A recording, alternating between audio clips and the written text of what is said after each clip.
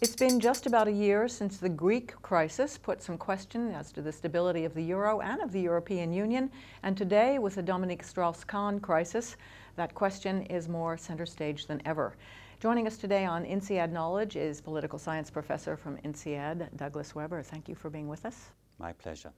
What exactly do you think, at least in the short term, that the arrest and charges against Dominique Strauss-Kahn is adding to the already unstable situation with the euro and the EU? I think any impact of the resignation of Dominique Strauss-Kahn as the IMF managing director is bound to be negative.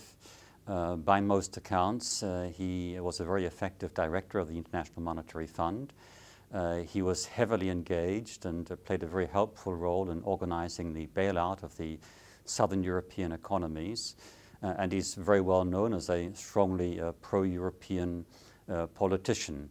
For these reasons, any impact, as I said, that his resignation will have will be negative, but one shouldn't perhaps overestimate the role of individuals as compared to the role of organizations, countries, governments, and so on.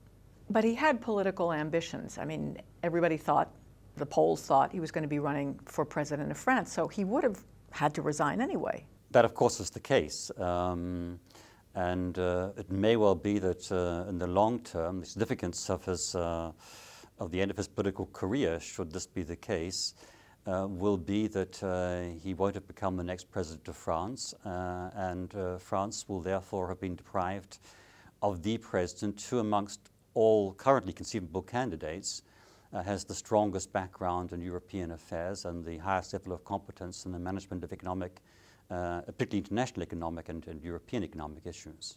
This is a bigger situation than one man. It does kind of tarnish France, and maybe by extrapolation it tarnishes Europe. It questions perhaps whether they should be able to be running an institution like the IMF.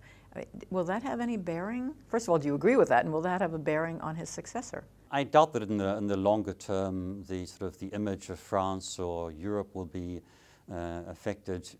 What is perhaps more important in the long term, I think, is that inevitably, as the balance of international economic power shifts away from Europe and from the West to the East, the role and influence of Europe and the North Atlantic in general, and the big international economic organizations like the IMF, the World Bank, and the World Trade Organization is really bound to decline. And what we're currently seeing may actually be a sort of a small step in this longer-term process. You think it'll be a European? Certainly the Europeans are going to fight very hard to maintain the status quo whereby Europe always dominates the IMF director. They may succeed this time round, particularly if they can unite around a single candidate, who could of course be the French Finance Minister, Christine Lagarde. In the longer term, I think, however, it's inevitable that Europe and the United States will not be able to carry on dominating the Bretton Woods institutions in the same way they have done over the last 5 or 6 decades. Now let's look at sort of take away the sensationalism here and look at the real problems that may be facing the European Union and or the euro.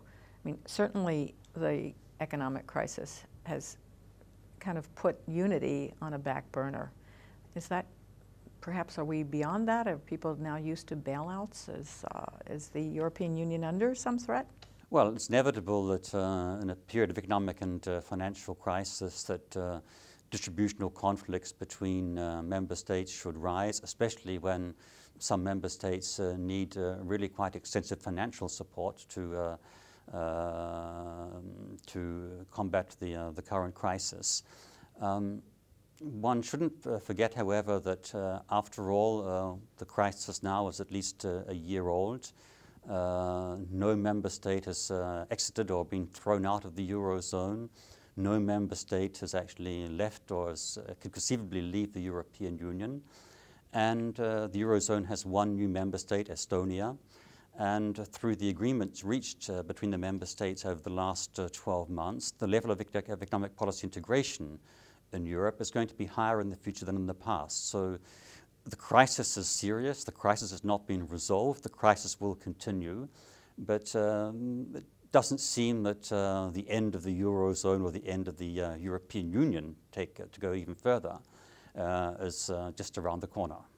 There was one issue that was arising that we're seeing all around us. There is the election throughout Europe of more right-leaning nationalist parties, perhaps as a result of the economic crisis, and people are beginning to wonder, we should be taking care of our own problems and we don't need Europe.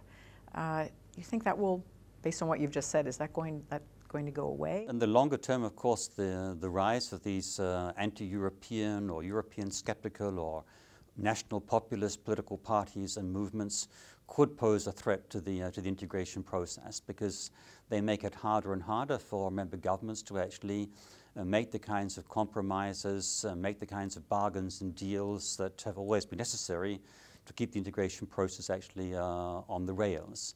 But up until now, these movements have grown strongest, or their rise has been fastest, mainly in some of the smaller member states, whose role for the integration process is not quite as central as that of the big member states. I would be a great deal more concerned if we were to witness a rise or a further rise in the support here in France, for example, of the Front National in next year's presidential elections, or indeed in Germany. Germany matters most, and in Germany so far, no extreme right-wing or nationalist movement has made any kind of political impact whatsoever.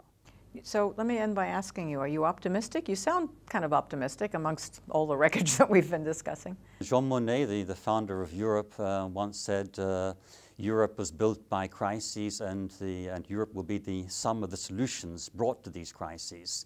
And the developments over the last year, I think, probably suggest that this diagnosis is still not too far out today. I think nonetheless that the future of the euro and the future of the EU are more contingent now than used to be the case. And what we see, I think, above all is that the role of Germany in this entire process is absolutely fundamental. I would be more worried about Europe and more worried about the euro if support for both these projects were actually weaker in Germany than it is. But still, in Germany, there is a fairly wide political consensus that's favorable both to the euro and to the European Union as being essential for Germany's economic and also for its political stability and future. Thank you very much, Douglas Weber, for being with us on INSEAD Knowledge. Thank you.